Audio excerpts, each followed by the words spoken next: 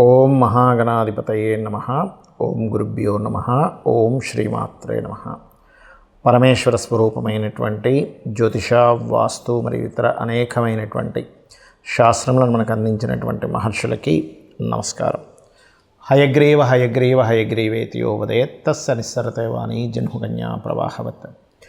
అరుణాం కరుణాతరంగితాక్షీం ధృతపాశాంకుశపుష్పబాణచాపాం అనిమాదిభిరావృతాం మయూకైః అహమిత్యేవ విభావయే భవానీం. శ్రీమాత్రే నమః. ప్రేక్షకులకి ఆ లలితాంబిక అమ్మవారి యొక్క అనుగ్రహం పరిపూర్ణంగా కలగాలని మనస్ఫూర్తి కోరుకుంటూ మనం ఈరోజు చెప్పుకోబోయేటువంటి టాపిక్ 2025 జనవరి మాసంలో ఫలితాలు ఏ విధంగా ఉన్నాయి, మరియు ఏ విషయాల పట్ల మీరు జాగ్రత్తగా ఉండాలి, అదేవిధంగా ఎటువంటి పరిహార మార్గం చేసుకుంటే ఇబ్బంది పడకుండా సంతోషంగా ఉంటాము అనేటువంటి విషయాలు చెప్తుంది నేనైనప్పటికీ కూడా చెప్పిస్తుంది సాక్షాత్ లలిత అమ్మవారిగా భావిస్తూ ఒక్కొక్క లగ్నం తెలియని వారు రాశిరీత్యా చూసుకుందాం. అయితే దీనికంటే ముందు అసలు గ్రహాలు ఎక్కడెక్కడ ఉన్నాయి ఈ జనవరి మాసంలో. గురువు వక్రించే ఉన్నాడు, ఇంకా అదేవిధంగా కుజుడు కూడా వక్రించి ఉన్నాడు ఈ జనవరి మాసంలో. అదేవిధంగా కేతువు కన్యారాశిలోని, బుధుడు వృశ్చికంలో ఉంటూ 4వ తేదీ ధనస్సులోకి, 25వ తేదీ మకరంలోకి ఎంటర్ అవుతున్నాడు. చంద్రుడైతే మొత్తం ఒక నెలలో ఒక రౌండ్, అంటే ఈ యొక్క మకరం నుంచి మళ్ళీ మకరం వరకు చేరుకుంటాడు. రవి 14వ తేదీ ధనస్సు నుంచి మకరంలోకి, శుక్రుడు శని కుంభరాశిలో ఉన్నాడు. ఈ శుక్రుడు మీనంలోకి రాహువుని చేరుకుంటాడు. రాహు మీనంలో ఉన్నాడు, 28వ తేదీ చేరుకుంటున్నాడు. అంటే ఆల్మోస్ట్ నెల రోజులు మొత్తం శుక్రుడు ఇక్కడే ఉంటాడు. ఈ యొక్క గ్రహస్థితిని అనుసరించి ద్వాదశ లగ్నాల వారికి ఎలా ఉంటుందనే విషయం మనం ఇప్పుడు తెలుసుకుందాం. కర్కాటక లగ్నము, కర్కాటక రాశి. కర్కాటకం వారికి కనుక చూసుకున్నట్లయితే ఇక్కడ మీకు లాభస్థానంలో గురువు ఉన్నాడు. చాలా మటుకు గురుబలం అనేటువంటిది ఉంది. అదేవిధంగా గమనించుకున్నట్లయితే కొన్ని అంటే గతంలో రానటువంటి లాభాలు ఏవైతే ఉన్నాయో కొంచెం బిజినెస్ మూలంగా వచ్చేటువంటి యోగం ఎక్కువగా చూపిస్తుంది. కాకపోతే మీరు 3వ స్థానంలో కేతు యొక్క సంచారం జరుగుతుంది కాబట్టి కమ్యూనికేట్ చేసేటప్పుడు, కాస్త షార్ట్ జర్నీస్ వెళ్ళేటప్పుడు, అంటే ఏదైనా బిజినెస్ అగ్రిమెంట్స్ రాసుకునేటప్పుడు కాస్త చూసి చేసుకోండి. అసలు వాహనం మీద వెళ్ళేటప్పుడు కూడా 4వ అధిపతి శుక్రుడు 8వ స్థానంలో ఉంటూ దాని మీద వక్రించిన కుజుడు యొక్క దృష్టి ఉంది కాబట్టి, అదిగాక లగ్నంలో మీ కుజుడు వక్రించున్నాడు కాబట్టి వాహనాల మీద వెళ్ళేటప్పుడు మీరు కాస్త జాగ్రత్తగా వెళ్ళండి. మీ యొక్క సంతానాన్ని విదేశాలకు పంపించాలనుకొని చేసేటువంటి ప్రయత్నం 100% సక్సెస్ అవుతుంది. ఇప్పుడు మీరు చేసే ప్రయత్నం ఏదైతే ఉంటుందో. అదేవిధంగా రవి 6వ స్థానంలో ఉన్నందుకు గవర్నమెంట్ జాబ్స్ కోసం చేసే ప్రయత్నం కూడా ఫలిస్తుంది. అయితే సూర్య నమస్కారాలు ఎక్కువగా చేసుకోండి. గవర్నమెంట్ జాబ్స్ కోసం ఎవరెవరైతే ప్రయత్నం చేస్తారో వారు కాస్త సూర్య నమస్కారాలు చేసుకోవడం ద్వారా కాస్త తొందరగా ఫలిస్తుంది. మీకు ఇంకా స్టిల్ ఈ యొక్క అష్టమ శని యొక్క ప్రభావం ఉంది కాబట్టి కాస్త రెగ్యులర్గా చేసేటువంటి పనులు కొంచెం లేట్ అవుతుంటాయి. అంతకుమించి ఏముండదు, అక్కడ ఏం భయపడాల్సిన పని లేదు. మరియు ఆంజనేయ స్వామి లేదా సుబ్రహ్మణ్య స్వామి ఆలయాలకు వెళ్తే మరింత బాగుంటుంది. బయట దేశాలకు వెళ్ళి చదువుకునేటువంటి యోగం ప్రస్తుతం మీకుంది. భాగ్యస్థానంలో రాహు ఉన్నందుకు ఆ రాహు వల్ల ఏంటంటే కొంచెం పితృదేవత సంబంధించినటువంటివి, అంటే స్వయం పాకం ఇవ్వడము, ఒక మంచి అంటే అమావాస్యల రోజు లేదా మీ పూర్వీకుల్ని స్మరించుకున్నట్లయితే కూడా మీకు ఆ యొక్క బలం పెరుగుతుంది. ఇక ఉద్యోగం కోసం ఉన్న ప్రదేశం కాకుండా ఇతర ప్రదేశాలకు వెళ్ళడం ద్వారా సక్సెస్ అనేటువంటి చూపిస్తుంది. దశమాధిపతి ఎప్పుడైతే లగ్నంలో ఉండి వక్రించాడో, అయితే ఈ వక్రగతి వల్ల ఏంటంటే కొంచెం గతంతో పోల్చుకుంటే ఇప్పుడు కాస్త రిలీఫ్గా ఉంటుంది మీకు. అదేవిధంగా మరొక విషయం ఏంటంటే ఇక్కడ ఈ లాభస్థానంలో గురువు అన్ని విధాల లాభాలను కలిగింపజేస్తుంది. కాకపోతే ఈ వక్రించిన కుజుడు 12లోకి వెళ్తున్నందుకు కాస్త జీవిత భాగస్వామితో కావచ్చు, బిజినెస్ పార్ట్నర్స్తో కావచ్చు, తెలియని చిన్న చిన్న ఘర్షణలు, గొడవలు వస్తూ ఉంటాయి. ఈ యొక్క విషయంలో కాస్త జాగ్రత్తగా ఉండండి. ఇక మీరు చేయవలసినటువంటి దేవతా ఆరాధన సుబ్రహ్మణ్యేశ్వర స్వామి యొక్క అష్టకం చదువుకోండి. గోవులకి క్యారెట్లు తినిపించండి.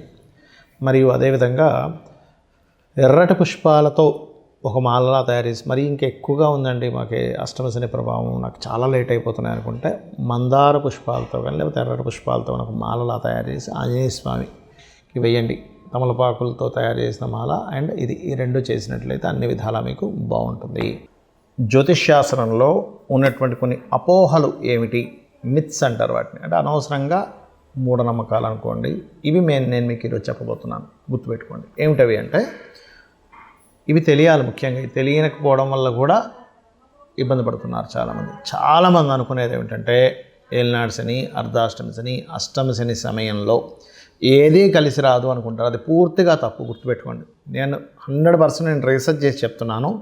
అష్టమి శని, అర్ధాష్టమి శని, ఏలినాడు శని కేవలం మీకు కొద్దిగా ఆలస్యము, అనుభవము, ఒక విషయాన్ని నేర్పేలాగా కర్మకారకుడు మీకు ఆ స్థానాల్లో ఉండి ఇస్తాడు. అంటే మీ యొక్క కర్మ ఏంటంటే ఆ సమయంలో కొంచెం స్ట్రెస్ అవ్వడం వల్ల జీవితంలో ఏది నిజమో అని తెలుసుకుంటారు, కానీ ఏది కలిసి రాకపోవడం కాదు. గుర్తుపెట్టుకోండి. కలిసి రావాలంటే ఏం చేయాలో నేర్చుకుంటారు మీరు, కలిసి రాకపోవడం కాదు.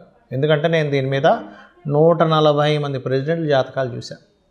వాళ్ళకి పర్టికులర్గా ప్రెసిడెంట్లను కాదు, ఎమ్మెల్యేలు, ఎంపీలు చాలామంది జాతకాలు, పెద్ద పెద్ద బిజినెస్ మ్యాన్ జాతకాల్లో, ముఖ్యంగా రాజకీయ నాయకుల జాతకాల్లో నేను చూసింది ఏంటంటే ఏలినాడు శని, అర్ధాష్టమి శని, అష్టమి శని సమయాల్లోనే వాళ్ళు పీఎంలు, సీఎంలు కూడా అయ్యారు. మీకు ఎందుకు మన నరేంద్ర మోడీ గారు ఏలినాడు శనిలోనే ఆయన పీఎం ఉన్నది వృశ్చిక రాశి. జగన్ అతను అష్టమి శనిలోనే ఆయన సీఎంగా నిలబడ్డారు. మన ఎంతోమంది చంద్రబాబు నాయుడు గారు కావచ్చు, స్వర్గీయ ఎన్టీ రామారావు గారు కావచ్చు. నేను చెప్పేది ఒకటే, అంటే రాజ్యాన్నే ఇస్తున్నటువంటి శని మీకెందుకు ఏమీ కలిసి రాకుండా చేస్తాడంటే ఒక్కసారి ఆలోచించండి. ఎందుకంటే నేను ఈ విషయాన్ని ఎందుకు స్పష్టంగా చెప్తున్నానంటే అనవసరంగా ఇది ఏమీ కలిసి రాదేమో అని ఏమీ చేయకుండా ఉండిపోతున్నారు. అది కాదు. శని అంటే కర్మకారకుడు, విజయానికి కారకుడు. కష్టం ఇస్తాడు, ఇవ్వడం నేను అనట్లే. స్లో మూమెంట్, స్లో ఉంటుంది. కానీ అదే శని భగవాను కనుక మీరు చక్కగా దీపారాధన చేసి రెగ్యులర్గా ఒక ఆంజనేయ స్వామి ఆలయము, నరసింహస్వామి ఆలయము, స్కందుడు ఆలయానికి వెళ్ళారనుకోండి 100% పాజిటివ్ ఫలితాలు ఇస్తాడు. ఇక రెండవది ఏంటంటే కాలసర్పదోషం గురించి చాలామంది భయపడుతున్నారు. కాలసర్పదోషం కాలానికి సంబంధించినటువంటిది. అంటే దేశ కాల సంబంధించిన పరిస్థితులు ఎలా ఉంటాయి చెప్పేటువంటి అంశం. జన్మజాతకానికి అప్లై చేయకూడదు కాలసర్పదోషానికి, కేవలం సర్పదోషాలను మాత్రం అప్లై చేయాలి. మరి కాలసర్పదోషానికి ఒక ప్రెడిక్షన్ ఉంటుంది కదా అంటే ఉంటుంది, దానికి ఒక ప్రెడిక్షన్ ఉంటుంది. అంతేగాని ఎందుకు కలిసి రాదని కాదు. మెగాస్టార్ చిరంజీవి గారికి ఉంది కాలసర్పదోషం. ఎంతోమంది రాజకీయ నాయకుల్లో పెద్ద పెద్ద రేంజ్లో వెళ్ళిన వాళ్ళకి, పెద్ద పెద్ద బిజినెస్ పీపుల్కి నేను చూశాను కాలసర్పదోషం. మరి వాళ్ళు ఎందుకు అలా ఆ రేంజ్లో ఎదిగారు అనేది ఒక్కసారి ఆలోచించండి. ఆస్ట్రాలజీ 100% ఉంది, కానీ దాన్ని రీసెర్చ్ చేసి దాన్ని అర్థం చేసుకొని దాన్ని ఎలాగ మనకు ఎందుకు అందించారనే విషయాన్ని పూర్తిగా అర్థం చేసుకోవాలి. అలాగే మరొక విషయం ఏంటంటే, ఒకటి ప్రతిసారి కూడా మనం ప్రతిదానికి కూడా ఏలినాడు శననో సర్పదోషం ఉందనో పెట్టుకుంటాం. అలా కాదు. పర్టికులర్ భావం అంటే మీకు వివాహం అవ్వటం లేదు, ఓకే, 7th లార్డ్ ఎవరయ్యారు చూసుకొని ఆ 7th లార్డ్ బలహీనంగా ఉన్నాడా, అందుకే అవ్వట్లేదు. దాన్ని చిన్న చిన్న మంత్రాలతో, లలితసహస్రనామం ఉంది, అందులో ఓం కామేశబద్ధ మాంగళ్య సూత్ర శోభిత కందరాయ నమః ఖచ్చితంగా ఇంట్లో కూర్చొని చక్కగా చేసుకొని ఫ్రీ అయిపోతుంది. దానికి అంతేగాని అమ్మో దీనికి ఏదో లక్షలు కట్టించి పూజ చేసుకోవాలి అప్పుడే నాకు ఆ దోషం పోతుంది అనేటువంటిది కాదు. కలియుగంకున్న గొప్పతనం ఏంటంటే నామస్మరణ చేత పోతుంది, క్లియర్ అయిపోతుంది. మీ దగ్గర డబ్బులు ఉన్నాయి, నేను చక్కగా పూజ చేయించుకుంటాను, ఇంటికి పురోహితుని పిలిపించి ఒక హోమం చేయించుకుంటానంటే చేయించుకోండి, ఏమీ తప్పు కాదు. అది ధనం ఉంటే చక్కగా ఇంటికి పురోహితుని పిలిపించుకొని చక్కగా పూజ చేసి అతనికి దక్షిణ ఇచ్చి 10 మందికి భోజనాలు పెట్టండి. దానివల్ల ఒక సిస్టమ్ అంటే మనీ సర్క్యులేట్ అవుతుంది, దానివల్ల దేవతలు కూడా ఆనందిస్తారు. నేను కాదనట్లే, కానీ డబ్బులు లేకపోయినా అప్పులు చేసి మాత్రం ఎట్టి పరిస్థితుల్లో మీరు పూజ చేస్తేనే వర్కౌట్ అవుతుందని మాత్రం ఏమీ లేదు. ఎందుకంటే భగవంతుడికి అన్నీ తెలుసు.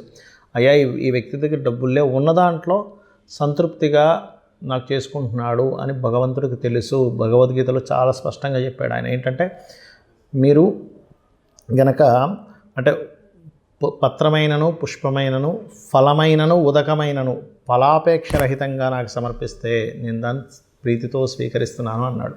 ఉదకం అంటే చిన్న నీటి చుక్కండి.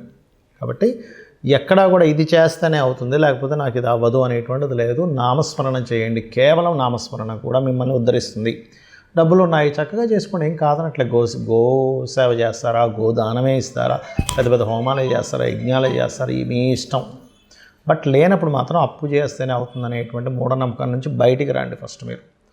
అలాగే మరొక విషయం ఏంటంటే జ్యోతిష్యము, వాస్తు. చాలామందికి ఏంటంటే వాస్తులో కూడా వాస్తు అనగానే మొత్తం మీద పగలగొట్టేస్తేనే అది సెట్ అవుతుంది అనుకుంటారు. అలా ఏమీ లేదు. చక్కగా ఇంట్లో ఏ వస్తువు ఎక్కడ పెట్టుకోవాలి, మీకు సరైనటువంటి గృహం అవునా కాదా, అన్ని గృహాలు మంచివే, కానీ మనకు సెట్ అయ్యే గృహమే మనకు బాగుంటుంది. అది ఏ డైరెక్షన్ ఈజ్ మీకు మంచిది అనేటువంటివి కొన్ని సెట్ ఆఫ్ రూల్స్ ఉన్నాయి వాస్తులో. అది తెలుసుకొని వెళ్ళండి. అంతేగాని ఏదో వాస్తు బాలేదని ఇల్లు కూలగొట్టేసేయడం, మొత్తం గందరగోళం చేసేసి కొన్ని లక్షల రూపాయలు దాన్ని ఖర్చు పెట్టేసి మళ్ళీ అది అప్పుల పాలవడం కాదు. వాస్తులో వెరీ క్లియర్లీ మనకి కొన్నిసార్లు మాత్రమే, అంటే ఈశాన్యంలో బాత్రూమ్ మాత్రమే ఖచ్చితంగా తీయమన్నాడు. మిగతా ప్లేసెస్లో ఉన్నప్పుడు చిన్న రెమెడీస్తో దాన్ని మనం సెట్ చేసుకోవచ్చు. కలర్స్ ద్వారా సెట్ చేసుకోవచ్చు. ఒక వస్తువు ఒక దగ్గర ఉండడం ద్వారా సెట్ చేసుకోవచ్చు. మనం ఇంట్లో ఒక పని ఒక దగ్గర చేయడం ద్వారా సెట్ చేసుకోవచ్చు. సో ఇది అర్థం చేసుకోండి. అనవసరంగా ఏదో అయిపోతుందని భయం కోసం కాదు. ఆస్ట్రాలజీ కానీ వాస్తు కానీ ఉన్నది ఏంటంటే అది మనకు వెలుగుని చూపించాలి, ఒక దారిని చూపించడానికి ఉన్నది. కాబట్టి మీ అందరూ కూడా అమ్మవారి అనుగ్రహానికి పాత్రలు అవ్వాలని మనస్ఫూర్తిగా కోరుకుంటూ శ్రీమాత్రే నమః.